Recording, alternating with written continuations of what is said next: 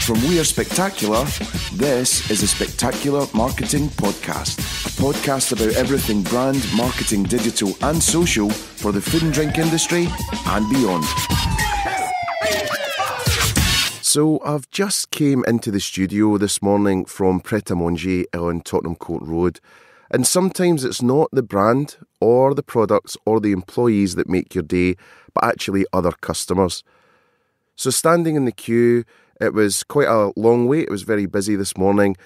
But actually, the customers were all in the same mindset, which was after you, no after you, no after you.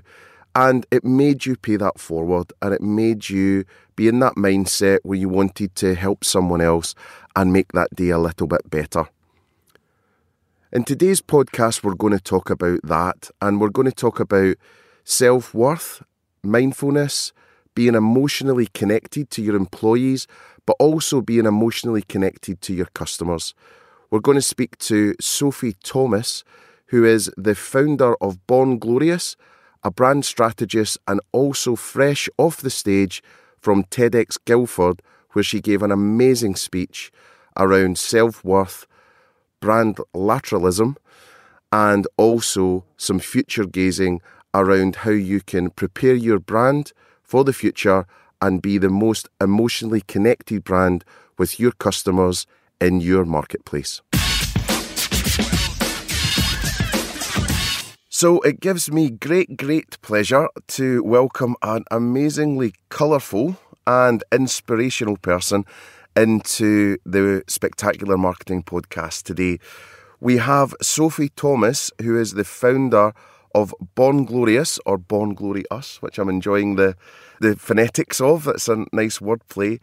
And Sophie's also a wonderful brand strategist and super famous TEDx speaker. So hello, Sophie. Good morning. Good morning, Mark. Thank you. What a wonderful introduction. Thank you. I'm so happy that you're here, and also I'm just so happy that you reached out through LinkedIn and email and said, I want to come on your podcast, and it's quite rare for us to have someone on that we don't really know. So, oh, really? Yeah, okay. yeah. So it's just, usually it's people that we've, known for a while and, whatever. So this is like dead exciting for me. So it's meeting a new friend and all these things. Indeed, so I'm really excited. So really inspired by what you do, really inspired by your TED Talk, which everyone has to watch. And we're going to, give out links to that later and how you can do it. And we're going to talk about that too. But, I mean, you just kind of hit me a bit like a car crash in that it was so fascinating in terms of how you approach brand strategy, brands, emotional connections. It's just something that, almost hadn't even occurred to me. So I'm going to learn a lot today, which I'm very excited about. Thank you. So, so this is definitely not about me and all about you. So I want as much of you talking about, your journey, how you see things, how you think people can do things, maybe in a more mindful, connected way. But thinking about where it all started then. So obviously we said what you do now, but what's the story? Yeah, well, so I've worked in marketing for 20 years in various forms. I've worked with startups, SMEs, to global biggies like Netflix and Vodafone. And alongside that, obviously, I've had my personal life journey. I've always been interested in meditation, well-being, self-esteem. And to be honest, that's because perhaps I haven't always had the self-esteem or self-worth that I would have liked, certainly when I was younger. In my teens, which seems like a long time ago now. So I've studied self-worth, I've studied emotions, well-being, and I've just sort of realised that actually there's a massive fit with brand strategy and marketing and those sort of areas, because at the end of the day, we're all people, we're all emotional, as much as we like to believe that we're rational, and we certainly can be rational. At the heart of things, we are emotional, and we're driven by our emotions. We make choices on our emotions. So I sort of bring that understanding and insight to the various sort of depths and, the joys, the happiness, down to the challenges that we all face and the fears. And I think the more that I've studied areas like self-worth, the more, I've come to realise actually we all have our vulnerabilities. I think it's easy to sort of grow up thinking like, oh, I've got this fear of something, or, I don't feel good enough in this particular area and it's just me. But actually, when you start being open about it and reading other people's stories, and actually we're all the same. We all have the same, we all experience the same emotions. And, I'm very much into positive thinking and living life with purpose and joy. But just also being realistic as well. None of us are perfect. Yeah. Life isn't perfect. And actually, how can we make the best of that? Yeah. I mean, I think it's so interesting in terms of, what you're saying, almost being like comfortable in your own skin, and sort of loving yourself first and all these things. And, that will stray into, the Buddhism side of things and all these wonderful things. I think, though, with brands, pretty much most ones that spring to mind, they aren't comfortable in their own skins. They don't actually know themselves. That's right, yeah. On their, absolutely. How do they act on their best days? How do they act on their worst days? And then if they don't know themselves, or someone within the organisation doesn't know, how are the teams going to know? And then, man, your customer ain't going to know either. Yeah, no, absolutely. And as you know, brand isn't, a logo. It's a behaviour, and that's an ongoing thing. It's something that a brand evolves into. And yeah, if you don't know who you are and you don't know your personality and how to convey yourself, then you can't connect. It's just like two people. You can't connect unless you're genuine and open and honest and have got that feeling that someone else can resonate with and connect to. And I think it's so good, the way that you're talking, because so many brands and so many clients we've had in the past and all these things, it's just pure functional transactional relationships. It's one night stands all over the place, rather than something that's longer lasting and worthwhile sort of being involved in. And I think that's a mindset thing. And I think one message hopefully for today is that think about your EQ rather than your IQ. Get your brand emotionally connected. Absolutely. With your teams, with yourself, with your customers ultimately as well. Yeah, because people buy on, not very much on features and benefits, but on how do you make me feel, and actually what tribe are you creating? Because ultimately we want to be part of tribes, and that's sort of something that brands can offer. But to be a tribe, then you have to be holistic. You have to stand for something. And create that environment for people where they feel safe and they feel nurtured and appreciated and celebrated. So yeah, very much that takes emotion rather than just transactional kind of communication. Yeah, and I think also having been in this sort of area for a wee while, this industry, like there is such a juxtaposition though, because you have got the people who are being very short-termist because it's in their own interest to be. It's I just need to get the sales line to that this year and then I can exit, or I can take my bonus, or I can do this, or buy a yacht, or but I think hopefully I've talked about this guy many times. David Campbell at Wagamama, who's sort of just left there, for example. I mean, that man had the patience to just stay on target, and not worry about the sales today. I mean, of course they did, but really worry about that, 3 to 5 years' time. What was really going to happen longer term? Let's try some stuff and see what happens, And I think it's that, and a lot of their initiatives now feel emotionally connected, but I think you'll be the judge of that as we chat later on. I think I think that's a great point, Mark. And at the end of the day, business is business, and it's commercial. And a good brand strategy looks at the commercial side of things as well as the emotional. And I think it's just finding that balance. And I have a lot of empathy for marketing directors because they're really, a central point to a company, and they've got the board, they've got different departments looking to them and all needing and wanting different things. And understandably, they get caught up in the day-to-day, which is around sort of sales and figures. And, that's a necessity. Obviously, that's got to happen. But it's just, sort of balancing that out with making sure that they're seeing their audience as people and not numbers, and having that emotional connection. But a good brand strategy will take care of both. Yeah. Absolutely, yeah. Definitely. Patience. Yeah. Hard work and patience. So tell us about BornGloryUs then. So, and I'm okay to say it that quickly, right? Although it's spelled differently. Yeah. Okay. So, what sort of happened? So where did you get free? So I started BornGloryUs nearly 2 years ago now. Congratulations, by the way. Anyone that does it deserves congratulations. It's a big deal. You. Yeah, and I set it up as a female consumer expert. That was something that I studied. I was very passionate about. So I was sort of bringing that into the brand strategy mix. Although now I'm just a gender expert, so look at female consumers, male consumers, as well as obviously gender neutral brands and products as well.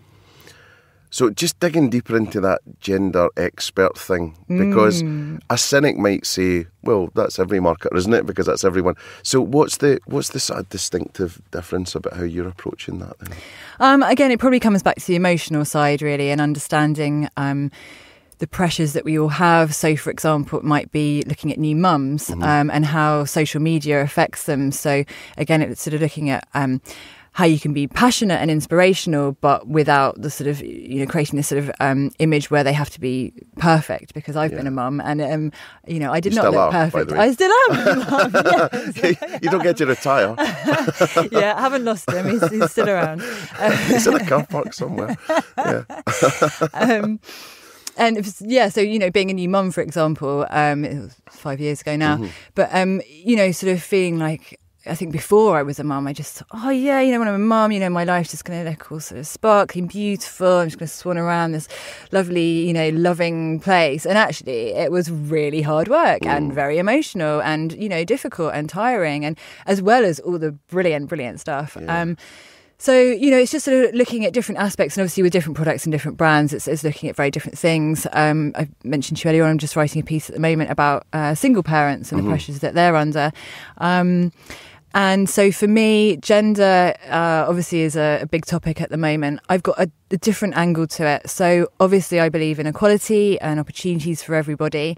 But I actually, having studied gender inside out, I've come to the point where I think that we shouldn't neutralise gender, or we're at danger if we try and neutralise gender, because actually there are really beautiful aspects to both the feminine and the masculine. And that can be sort of more energetic than gender. So, for example, I can have masculine energy sometimes when I'm a single mum. So sometimes I'm, out there really working hard, providing, and perhaps more in my masculine energy. And I think many women are in that masculine energy now, because we're all out to kind of prove ourselves and be really independent. And that's great. But actually, when we step back into our feminine energy, which is sort of softer and warmer, very strong, but softer and warmer, then that's a really beautiful place to be. And the same for men. I see a real beauty in the fact that men are driven to protect and provide. Not because women can't or shouldn't or aren't as well, but just that's a natural drive. That's come from millions of years of evolution. So it's not something we can just eradicate from, sort of the conversations that are going on now about gender. So I think, just being very open-minded to it. And yes, everybody's different and everybody needs to be individual and everybody definitely needs to be equal. But just making sure that we're celebrating and honouring gender, and actually that there are differences in gender, or are differences in the feminine and masculine, in whichever gender. And making sure that we understand that. And I think sometimes women don't understand men and men don't understand women. And sometimes I think, for example, I know that in the past I've probably judged a man on, well, why are you doing that? Because that's not the way I would do it. Because our brains are different. We're driven differently. And actually now I've come to understand the masculine. I really appreciate it so much more. And my life's changed, actually. And so it's a really, really interesting field. I'm very, very passionate about it, as you can probably tell. But that might all sound a bit controversial with the sort of feminist movement at the moment, because I'm honouring that, but also I just think that there's more to it, and I think we're just at a danger where we shame boys and men, and actually we should be celebrating, all genders. Both. Yeah, absolutely. I think. It's an interesting one, but I think looking at target audiences and, and how you appeal to a consumer and all the rest of it, I think it's interesting to have that sort of yin-yang thing going on with both. So what is the, as much as a lot of guys don't like to talk about it, but, the feminine, they're feminine at times, with definitely. their feelings, their emotions. I mean, I'm going to fess up. I had a right good sob the other night with my favourite band ever came back, called the Trash Can Sinatra. It's just my favourite band ever. Please check them out. And yeah, just all the memories of being a teenager and all the stuff. And I bought tickets to go and see them in Runcorn. But I had a wee moment where I was like, oh, bless them. You know, there's all those good memories. All those days are gone.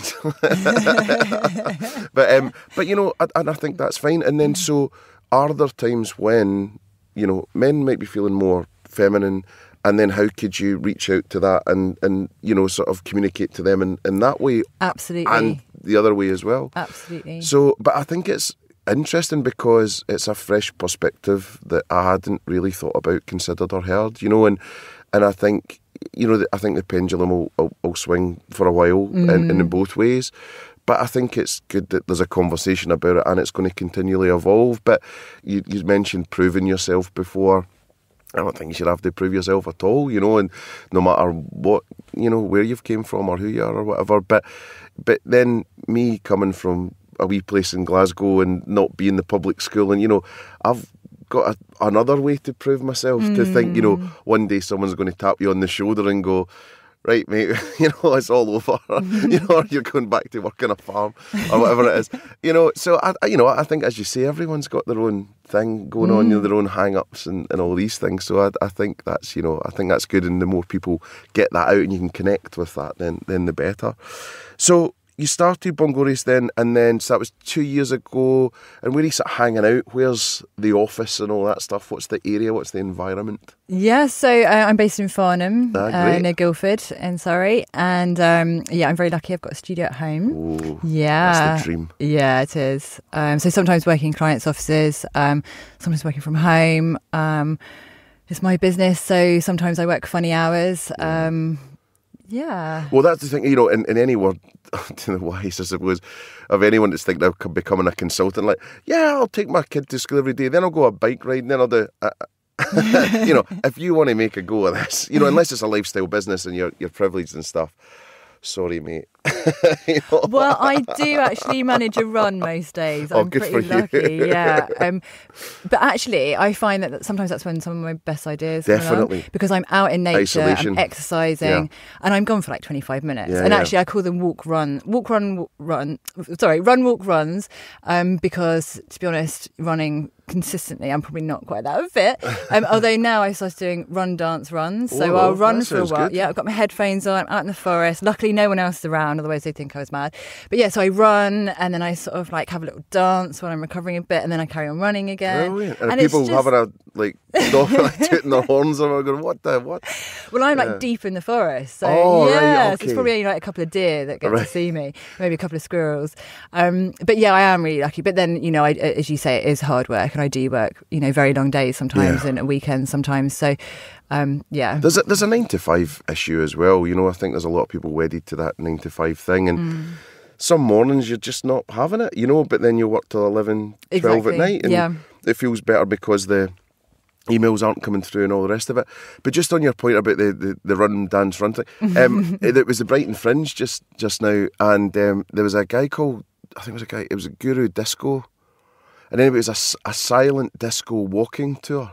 Wow. Around okay, Brighton. Cool. So we were out at a concert thing called The Great Escape, and then we just heard this bunch of people singing Stevie Wonder Happy Birthday to You, like 50 people, like walking along the street. We were just like, what the?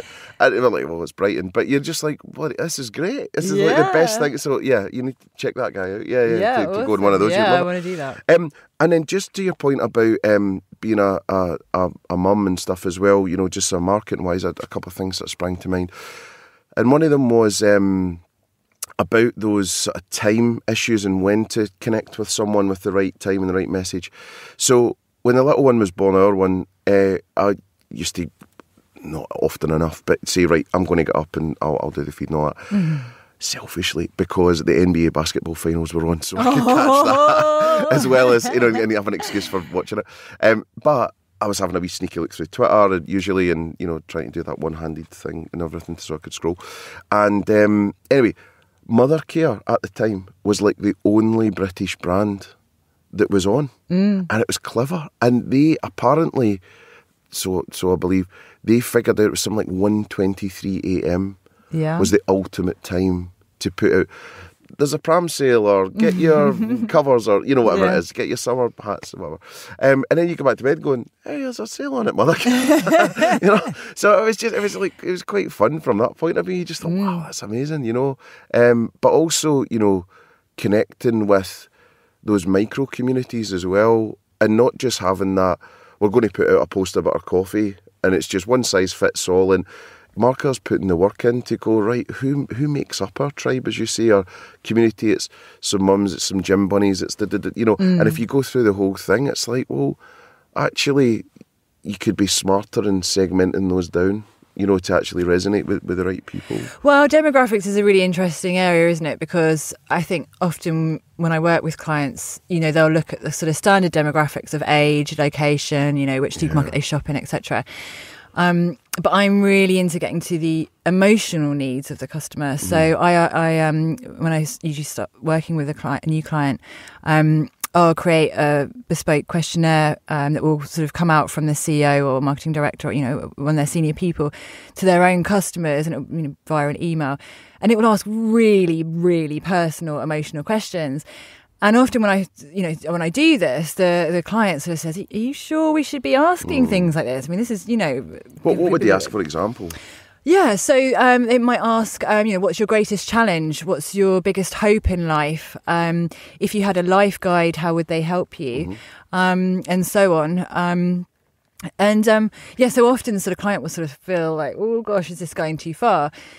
But then when they see the response, I think they're really, really shocked, because people provide so much information because actually they're glad to be asked. Yeah. And sometimes those CEOs get thank you emails or letters from their customers saying, like, thank you for actually caring, thank you for asking me about what I feel and what's my core interests and concerns and hopes. But by getting that information, in an ideal world, you'd sort of quiz, good sort of 500 people, but then when you sort of start going through that, then you start to see patterns, and actually then you can. Yes, the standard demographics are still important, but actually the emotional responses that you get are far, far more telling. You can work with them so much more because you start to see patterns. The heartfelt responses that we get are just incredible. I'm so grateful that people are so honest and open. Is there any sort of negativity towards that? Like, do you get some people writing back and going, what? No. Wow. No. That's great. Yeah.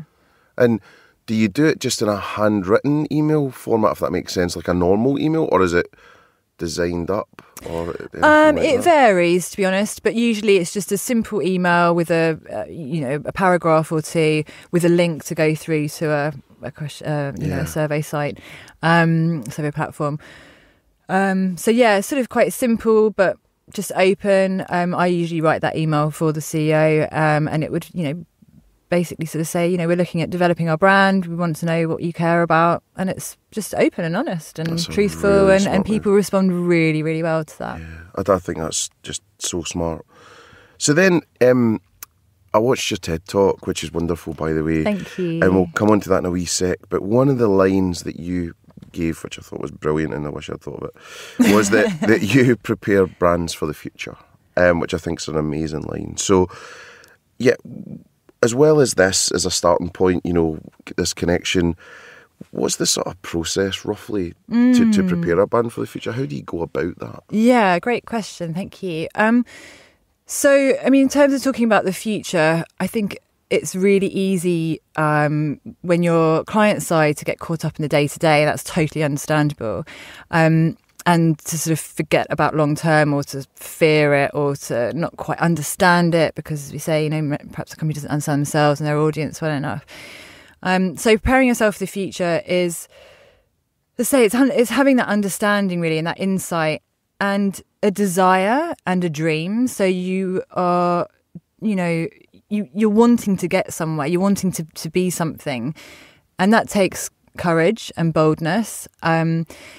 And really, for me, that's a process of, say, understanding what the customer needs and marrying that up. And, I've looked at a lot of other people's brand strategies before and just thought, this isn't really a strategy. To me, a strategy is so intricately woven because you're looking at how everything fits together. And yes, it's got to be obviously current. It's got to work for the brand right now.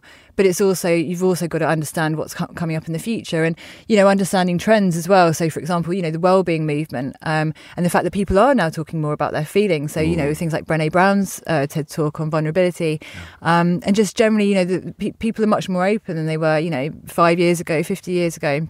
So, understanding those, and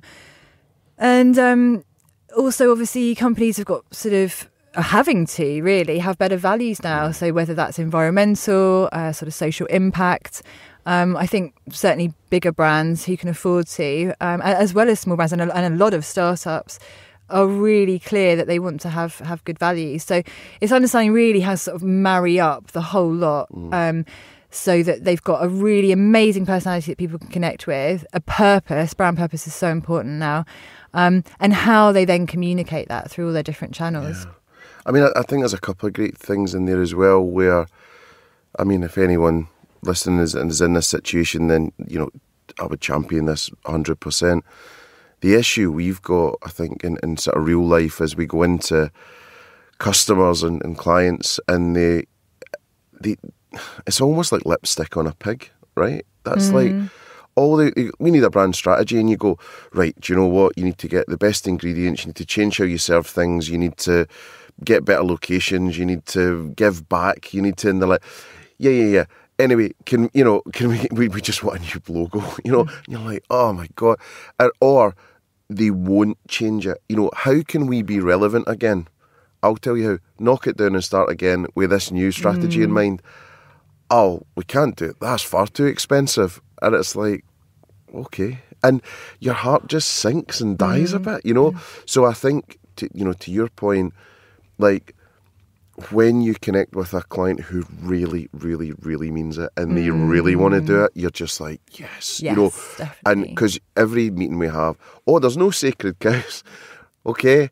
When you go in and you shoot from the hip, and you're like, right, it needs to be this, and they're like, oh, we can't do that. No sacred cow. I'm sure you said that last week, and they're like, no, we can't do that, and it's like, oh crap. So and I think there's an amazing guy. Have you watched Gary Vaynerchuk's stuff online? So Gary and the guys at Vayner, a big shout out to them. But he is a great thing where he talks about stretch targets, which is what could you do to put yourself out of business. And if you think about it in that way, I think that could take you to a better place, So just having a coffee and Pret there just before we met up now, and I was thinking about, is it Cedar or Cedar, whatever, who do the lids for the plastic coffee, and I'm just like, because it's not really Pret that's going to go out of business. They'll find another way. But if your whole business is plastic, you're kind of screwed, right? So, yes, those sorts of thoughts. It's like, yeah, your brand's relevant now, but is it really going to be future-proof, So that's a real tough one. And I think it's just to implore anyone to say, really open your mind up here and think about the future value rather than the cost, because, Yeah, I mean, I think change is scary for individuals and for businesses. And, again, going back to sort of having an understanding of marketing directors, as you well do, knowing that the time pressures and the sort of KPI pressures that they've got, it's sort of understandable that they don't want change, but it really does take courage and innovation, really, to have a good brand, to keep relevant. And also, I think it's understanding the value of things like trust. Trust is an asset. It's not just a fluffy thing that people like to talk about. Actually, when you've got someone's trust, then you're going to be, you're going to sell way more. So trust in itself is an asset. Just sort of turning things on their heads, really, to understand the value of things that perhaps you can't necessarily put into a spreadsheet, but that actually completely inform that spreadsheet. Definitely. And, I can't say too much about it. We had a meeting yesterday with someone rather fabulous just on that exact point, and it was just about ingredients, and it's that trust point. It's if you, it's that tell the truth and you don't have to remember anything kind of thing, So I think that's a big one. And also, the M word, millennials, what they're saying about, that generation, not that they're all the same, in fact, they're the most individual generation there is, but most seem to resonate with creating legacy, So Yes, yeah. what are they doing? So I, really implore people to ask themselves, what are you really doing to give back? And most people aren't.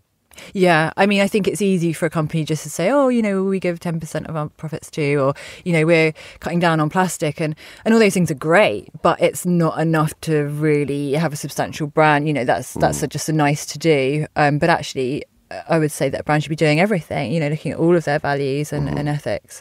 And as you say, it's only going to become more relevant. So I actually published an ebook earlier this year for 8 to 12-year-olds, which is on eco-innovation, equality, self-worth. It's called The Futurevators. Oh, great. And it was actually inspired by Leonardo DiCaprio. So I watched The Great Gatsby a couple of years ago. And I thought, actually, he's quite tasty. I hadn't noticed before. What kind of book is this? That sounds a bit weird. Yeah, bear with me. Okay, it's going somewhere. All right.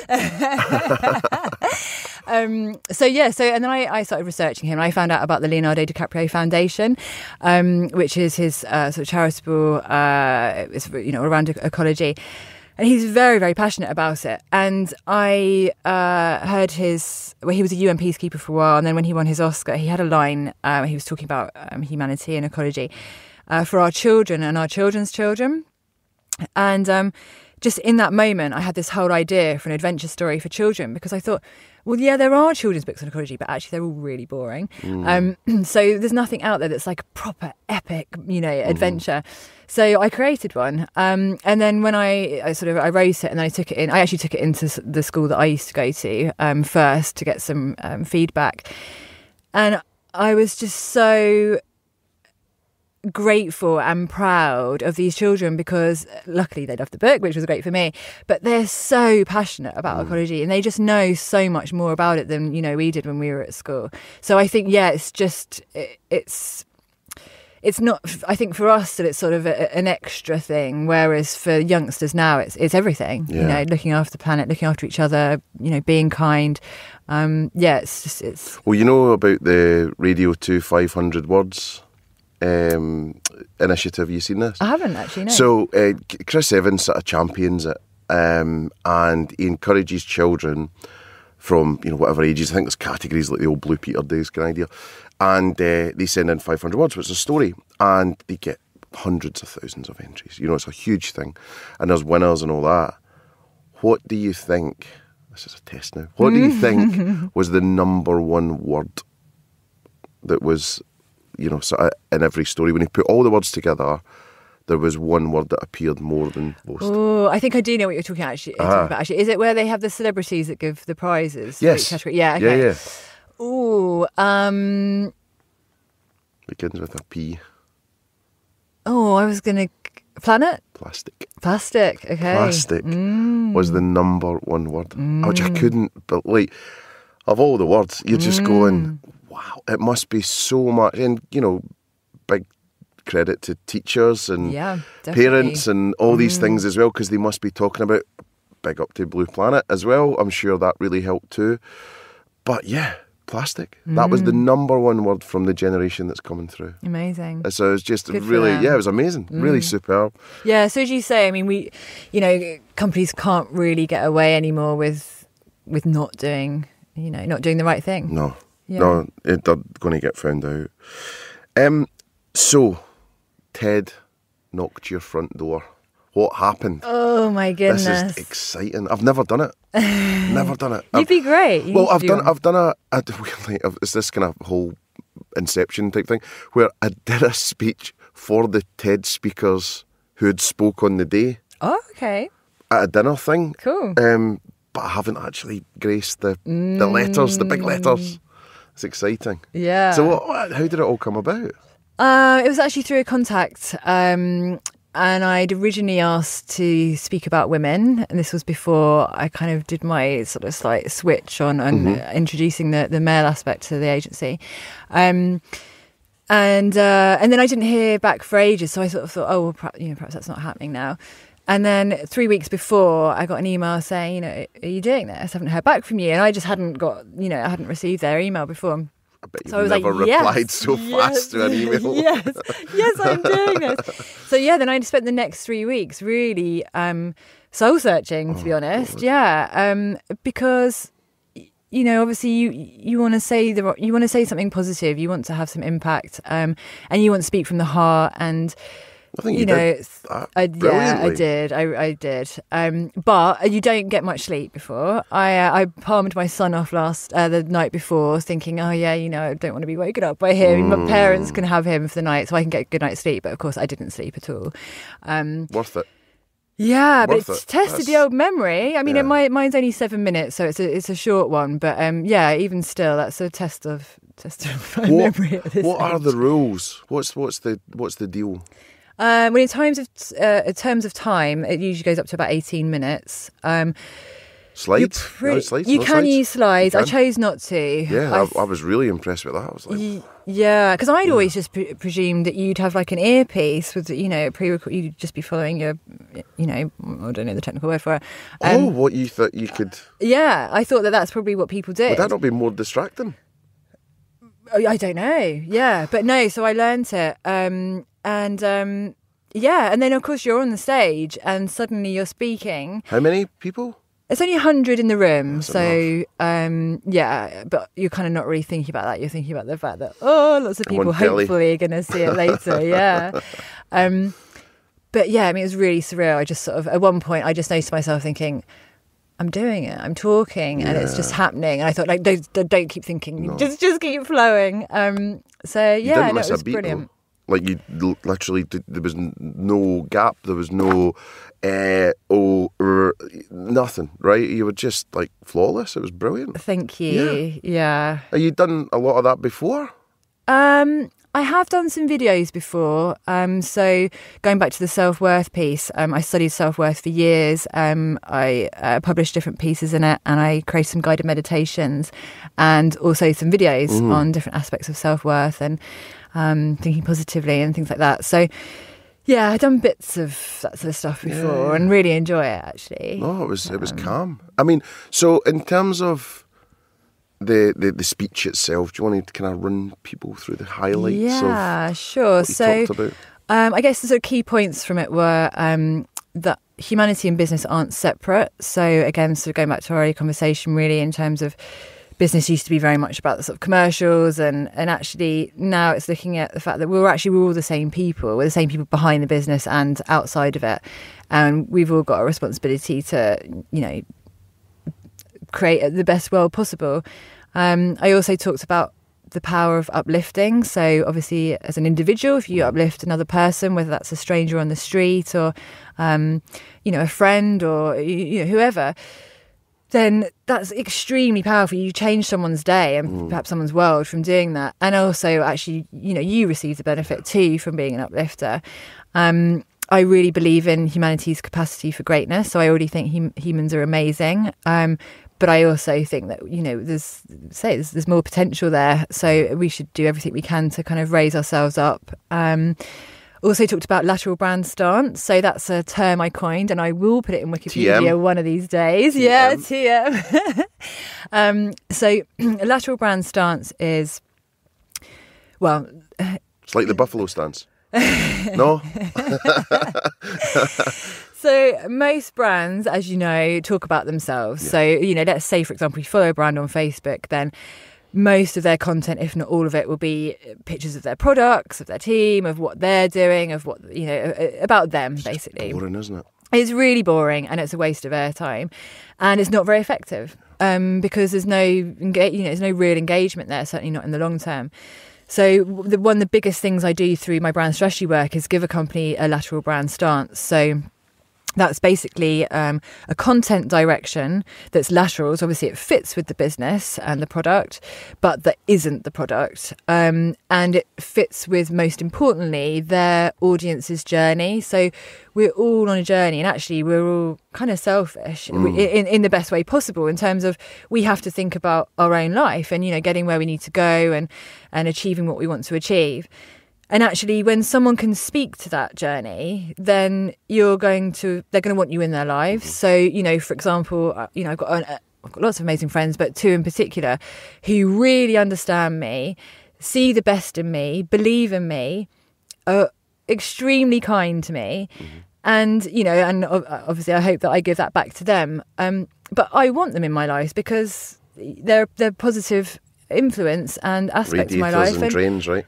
Sorry? Radiators and drains. Yeah, and so absolutely, they're helping me on my journey. So when someone speaks to your journey, then you want them in your life. And I think, when businesses can do that, and that comes, that starts off with, usually a workshop with a client and that customer research, then you can really start, you can find a content theme that's small enough to be ownable by that company, but big enough to be able to last the long term, and to be flexible and to be dialed up and down. So, for example, that would work through your Facebook content, perhaps in a playful way. But actually, if you were doing a radio interview, you might want to dial that up and make it a little bit more formal. So it needs to be something that's flexible enough, but at the same time, say tight enough that that people can go, oh yeah, that's that brand. Yeah. But it's about having a conversation. It's just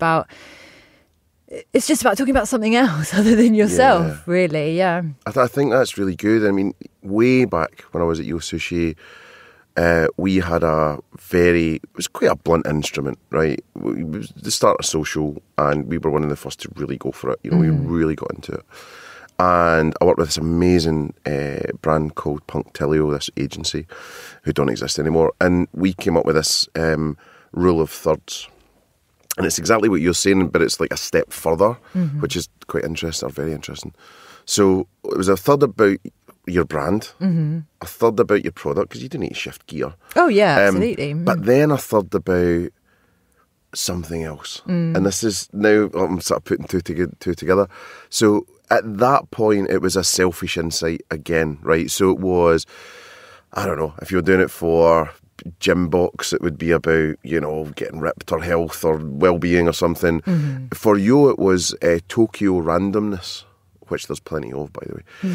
So it meant that we were just making sure we were keeping the conversation at least a third. We probably went more Tokyo randomness towards the end than, and it was Coca-Cola machines hugging you, or I'm trying to think what else. Yeah, noodle bibs that sat on babies' heads so their parents didn't burn them as they were eating their noodles. Just like not stuff. But but I think yours is even more interesting, which is that actually the other way, which is what are you doing to make life better? How are you enhancing things? How are you helping, as you say in your talk, people's plight? How are you tapping into that? Yeah. And so just kind of on, with the TED Talk side of things and all the rest of it, you also talked about the right conditions, for brands, for people, for what were you thinking about with that? Yeah, so I think that comes back to the sort of humanity's capacity for greatness piece, really. And that, we all need the right conditions. Life isn't always easy, for sure.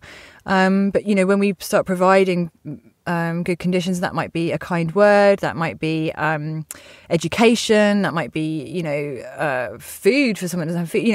It completely varies on the situation. But, yeah, the more we can provide good conditions for people to blossom, then the better. And I know that, because we're having this conversation, it probably makes me sound like I'm very fluffy and I'm very loved up and I belong in the 60s. But actually, when it's done, I'm talking about obviously my beliefs about it and where it's coming from. But actually in real life, when you do it, then there's so many different ways you can bring it about. It could be in a really playful way. It could, it could be really subtly. It could be in all sorts of ways. So it's not necessarily coming across as, oh yeah, let's sort of do good or let's be really kind. That's kind of the intention behind it is, let's do something good. But actually it can come out in a really trendy way. It can come out, there's all sorts of different flavours for it to come out in. Well, I think it's, there's a lot to be said then about creating the right conditions for your employees, and it's funny, we do quite a bit of employee engagement now, and it's like, people come to you and say, right, we'll get this budget to engage your employees on new values, and you're like, yeah, but your offices look shit, and the roof's leaking, and actually from your employee engagement survey, it looks like you've got a bunch of dictators running the show. It's like, I'd probably fix that first before, so there's probably like a hygiene factor as well to create those conditions before you build upon that as well. Oh, you are so right. And, employees are very much part of the brand. And actually, that's a really good piece with the lateral brand stance, is that employees can then get involved with that. So whatever it is, and they can start offering to that as well. But yeah, definitely you've got to look after your employees and bring them in and make them feel valued and listened to. And also, I think when your brand stands for something, then that gives them a home as well. That gives them something to say, I'm not just an accountant or whatever, but actually I do, I know that all of this good is happening through my brand and my company, and I feel good about that, which is a really important aspect to motivation and to people wanting to give more than, just their job description. But not underestimating the hard work that is. It's so difficult to create the right conditions and mean it and hire, and also as you're getting bigger, making sure you're not hiring the people that will start detracting from that and be drains in that situation. Yeah, and actually, again, that's where the lateral brand stance fits in, because then you can start employing people on your lateral brand stance. So let's just say, for example, your lateral brand stance is around something playful. Then you've got to make sure those staff are playful and have got going to have that kind of vibe to them too. So it all fits together, and I think that's the beauty of a really good brand strategy, is that it just creates a whole, it runs through absolutely everything. And do you have any sort of, examples of brands that have got a strong lateral brand stance that you feel, or the brands that you are drawn to that you think are doing a good job? I don't see it very often, if I'm honest. Nike are actually really good at it and have been for many, many years. So, again, like looking at how they've married everything up, Nike is the goddess of victory. Their products are obviously around performance and sports and getting out there. So yes, they do post obviously about their products. Say, if we look at zoom in on Facebook, for example, yes, they do post about their products, but then they also post around different athletes and perhaps the difficult journey that they've had to get to where they're going. So they're speaking to the emotion. And again, their tagline, just do it. It speaks to that kind of, you know me, you know that like sometimes I'm really lazy or actually I do really want to do it, and you're believing in me. So, and then through a lot of their posts, there's that real kind of motivational, we believe in you. And again, they've created an amazing tribe and obviously been hugely successful. Yeah. But that's really the only brand outside the ones I've worked with that I can think of that does that really well. Yeah, I would really like to see more brands doing it. Food and drink? Anyone spring to mind? Innocent did a pretty good job for a long time, didn't they? Did they? Yeah. I think they did a really good job of being playful. I think obviously it's probably a bit outdated now, but at the time it was perhaps sort of something quite fresh. It was just the wee hats. Yeah. You've got to love the wee hats. Have you got one at home? I made many little hats. I bought them from a hotel. I worked at lastminute.com at the time. I went into the wee Sainsbury's or whatever it was, to get some for breakfast or whatever. And I just looked and I was like, oh my God, I just bought the entire fridge. I was like, whoosh. Everyone was like, what? This is amazing. Yeah. Like, everyone loved them. Yeah, it was a big deal. Good. But at least, they were giving back, and I think they were trying to do the right thing. Yeah. So that's interesting. It's a big opportunity then, if not it's many. It's a really big opportunity. But maybe were the brands like Tom's and stuff, like Tom's shoes? Is that? Well, or is that the other way? Yeah, so Tom's a fantastic brand. But they don't have so much a lateral brand stance. They just have really good values. So yes, they're giving back with their one-for-one system, and that's great. But their content is still very much about Tom. So on Facebook, I haven't looked at them in recent months, to be fair. But from my memory of them, their posts are generally about themselves. But yes, they've got fantastic values, and yes, I think they're. Bow down to them absolutely as a brand. But a lateral brand stance is slightly different because that's. More around the content, so having less about a value. Values play a part of it, but it's more than a value. It's more about who you are, how you speak, and that sort of content theme that you talk about day to day. I'm going to really be racking my brains. I'll be like emailing you going, what about these guys? No. But what? I'm going to crack this. So, there was the Uplifter brands as well. So you're saying the Uplifter brand side slightly different from the lateral brand bit? Well, it's part of. Yeah, part of. Yeah, that could be values or lateral brand stance, really. But yeah, just... it just makes sense. I mean, why wouldn't you want to uplift people? It just, Well, it's funny that you should say that. London's a lonely place, right? So, you're kicking about and you're going about your business and, it's a real difference if you're in London versus Brighton, right? So everyone wants to talk to you in Brighton, tell you your life story and all these things. And you're in London and it's just, you're kind of anonymous and whatnot. And even the taxis, they'll leave you alone in London, but in Brighton they'll want to talk to you forever. So what I was going to say was, in London the other day, I was going for a meeting in the Daily Mail building, but don't judge me. So it was for someone else, but it was within the building. And by the way, if anyone needs a lateral brand stance, it's their receptionist who was bloody horrible. Yeah, just the guy had a really bad day, I think. So anyway, went to Olenstein, the sort of Nordic baker people, and went in and, long story short, only about 10 minutes, wanted to get a porridge, and waited. It was like a couple of minutes before I had to go, and I was just getting a couple of mouthfuls and I'd go. And they said, no, sorry, it's going to be another 12 minutes or something like this for the porridge. I was just like, for porridge? Like, you kidding? Come on. It's like, so I said, I'll just leave it then. And I was just one of those, like, you had a few meetings and you weren't going to get another chance to eat, really. And, I was like, so I just sat and I just thought, well, that's part of it. I was a bit grumpy about it. I was like, I'm not grumpy to the person, but, I've never tried to be like that. But I was just like, Anyway, wee hand on the shoulder. And it was this lovely lady who was just like, so sorry about that. I know you need to get something. I mean, I really didn't want this particular product because I was, trying to be reasonably whatever. But she gave me like a cinnamon bun thing, which was the weight of a small child. But it just was, it was just that thing where it just, it really just sort of lifted my day, from that perspective. So I just thought, that's absolutely fantastic, but it just really, really sort of made my day. And then even this morning I was in Pret, just round the corner on Tottenham Court Road, and I saw a lady, how Pret does that weird queuing thing where you can queue anywhere, but actually there's a sort of common sense of who should go first kind of idea. Anyway, this lady let the lady in front of me go, so then I knew that I needed to let her go, and it just was that if you smile at someone, then they'll probably pass that smile, Yes. And it was just a nice thing, I thought, and if more brands could just do the right thing and act like that, I think, or create that vibe, or even the customers are the right type of people for, I think it just makes such a big deal. Well, I think it's momentum, isn't it? Positive momentum. It's easy to sort of spiral down into negative, and it's easy, it's possible to spiral up into positive momentum. And, like I was at home the other day and nothing was wrong, but I wasn't feeling like tip top. And the postman knocked at the door and he just had this amazing smile. And then it just put me in a different mood, and it's just like, absolutely. If we're just creating more and more positive momentum, because, because I've looked at, so many customer responses now to the emotional survey,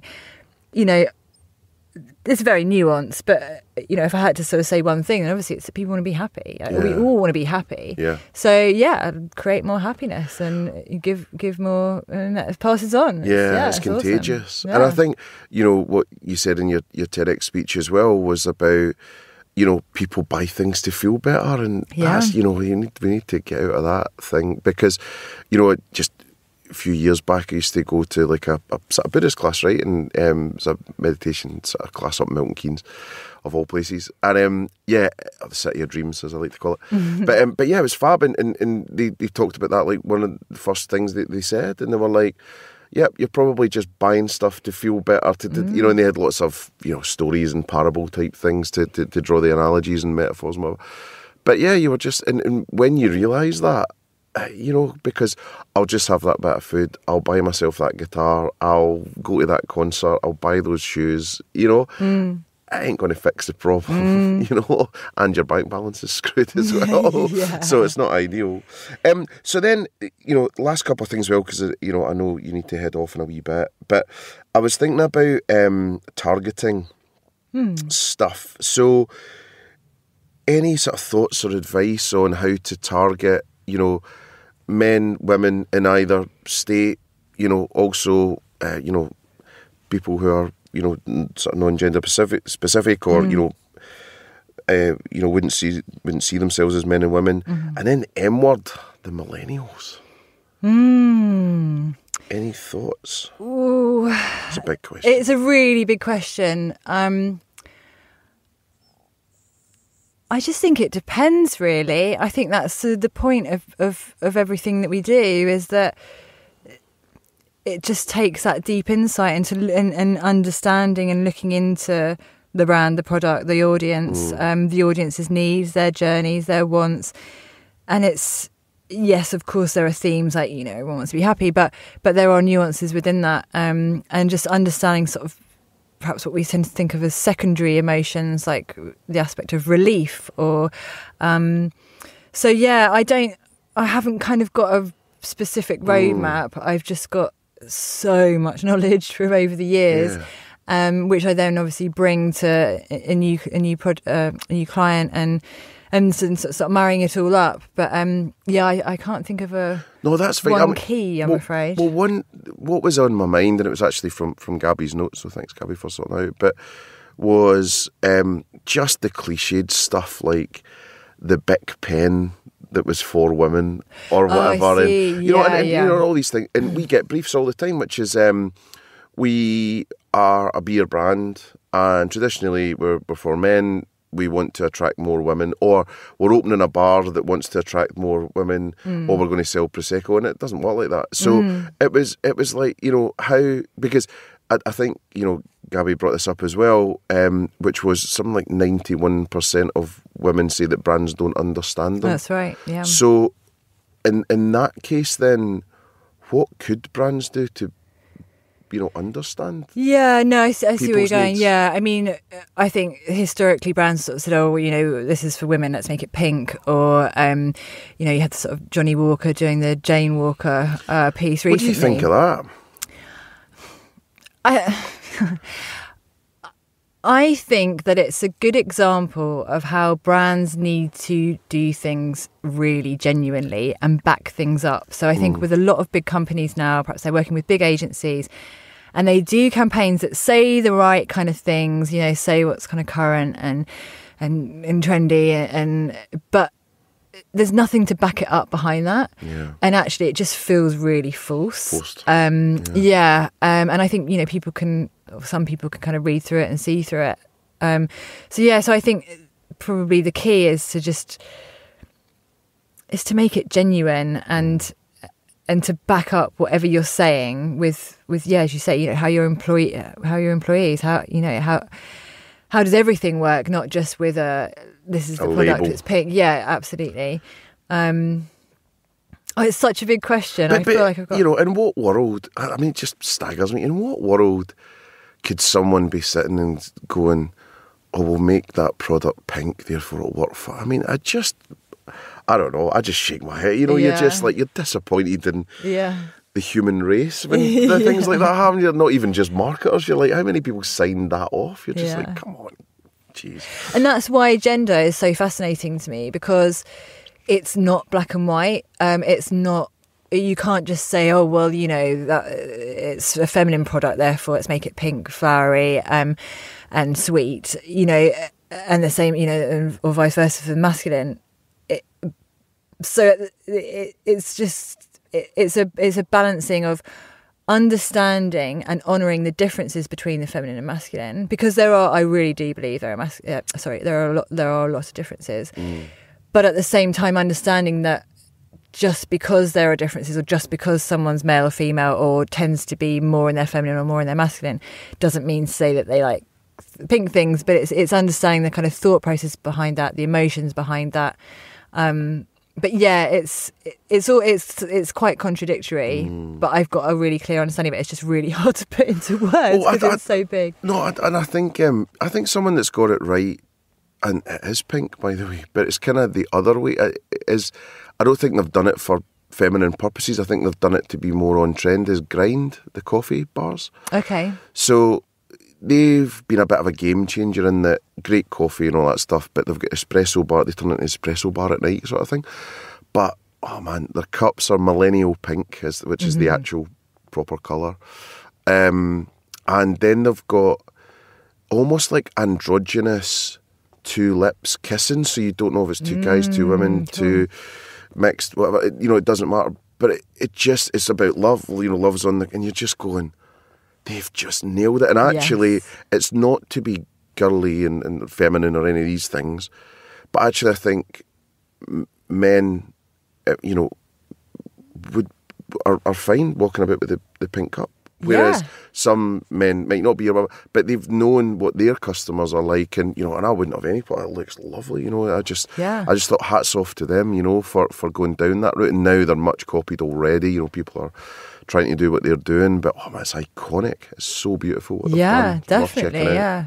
My son's favourite colour is pink, actually, which I'm we're the other way. pretty pleased about. Oh, it's great. And Molly, our wee one, she's blue and blue. She's blue and purple all the way. So get a pink thing, she's not happy. So I don't know. It's a good thing. So I think just to sort of sum up, then I was thinking about future stuff. So if you're preparing brands for the future, what's in your crystal ball? In terms of future gazing, what do you think's going to happen?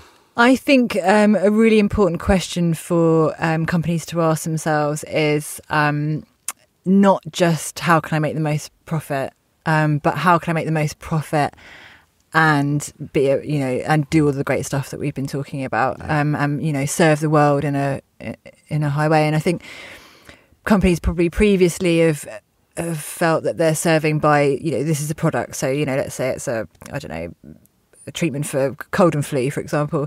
Well, that's serving the world because we're making people better through cold and flu medicine, whether that works or not is another matter. But whereas actually now I think companies need to be, that's a given. Of course, people are paying. So of course you need to be providing a product that's good. But actually, what are you doing outside of that as well? Yeah. So yeah, I think just it's almost like an expansion, really. I think going on with brands, needing to do more, but if it's done right, it can actually be done in a way more efficient way. The benefits are fantastic. Yeah. It's greater market share, greater profit, a proper brand, more desirability, more trust. The benefits for a brand are huge. Well, I think it's, creating legacy, right? Rather than creating short-term shareholder gain. Absolutely. So then the final thing then was just a bit of advice. We usually kind of end in this way, can't eat an elephant whole, all that stuff. So what's the one thing you think that anyone listening could do for their brand to be a lot more emotionally connected with their audiences? I think sometimes you need to stand back from the day-to-day, from the now and the immediate. Stand back, take a whole fresh new look, open your heart, open your mind, be ready to innovate, listen, ask the right questions and really listen. Understand how, you can take someone's journey and make it your own, really. But yeah, I think sometimes it's just taking a step back because it's too easy for all of us, to just be concentrating on the day to day. But actually, sometimes you just need to say, actually, you know what? I need to stand back. Perhaps need to bring the right people in. Need to just have a completely new perspective on this, and just give yourself that space to do that. Brilliant. Okay, well, listen, we'll leave it there. Sophie Thomas, founder of BornGloryUs. Thank you so much for coming in today. Oh, thank you. I really appreciate it. And yeah, you've brightened up the podcast. You've brightened up my day as well. Started off in the right way for the meetings ahead. So thank you so much for that. Oh, thank you. I really appreciate the opportunity. Thank you. No worries. Okay, see you soon. Cheers, Mark. Thanks so much to the amazing and inspirational and colourful Sophie Thomas for coming into the Spectacular Marketing Podcast today. I think you'll agree there's some real work to be done for us all to be more emotionally connected to our customers, our employees and our brand. A huge thanks to everyone who has been listening to the Spectacular Marketing Podcast, who has continued to help us get into the iTunes charts, anyone that has shared, rated, reviewed, or indeed written us a little message to say how much they're enjoying the podcast. We really appreciate it, and it keeps me going. A huge thank you also to the team, Gaz, Gabby and Mihal, for all of their hard work in putting the Spectacular Marketing Podcast together. I'm Mark McCulloch, and this was Spectacular.